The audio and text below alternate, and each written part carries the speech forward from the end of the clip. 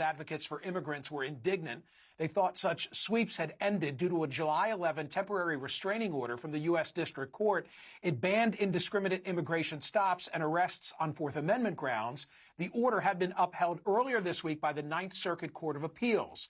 Local authorities were wondering what legal steps to take next, but as far as the feds were concerned, the raid was successful. They were enforcing federal law and would continue to do so.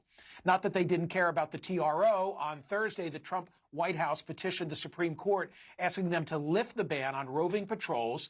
And before I forget to mention this, Penske Truck Rental made clear that they did not authorize their vehicle to be used in such a way. It looks like the Trump administration is involved in yet another legal standoff. Joining us now is Gregory Bovino, Chief Patrol Agent El Centro Sector at the U.S. Customs and Border Protection. Chief, thank you for being here. This is not the first time that this particular Home Depot has been the focus of an enforcement action. What is it that is going on at Home Depots generally from your perspective? Sure. Well, good morning, Michael, and thanks for having me. Or any other location here in Los Angeles, what we're looking at is targeted enforcement efforts against known violators of Title VIII. Title VIII are our immigration statutes, our immigration laws. So when individuals violate Title VIII, especially those individuals that may have criminal histories, significant criminal histories, prior deports, or things like that, we're going to go after those folks.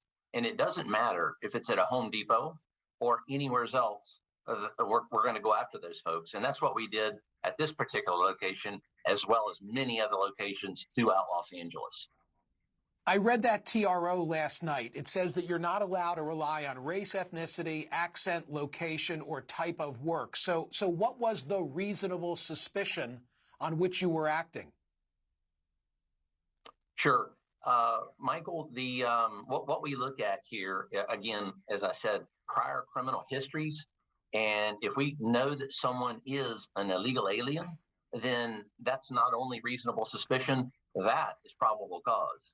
So, which is actually a higher level than reasonable suspicion. So in looking at locations throughout Los Angeles, including that Home Depot, we understand, we knew that there were individuals that were in fact Title VIII violators. In fact, several of them at that Home Depot, and it was proven right during that raid.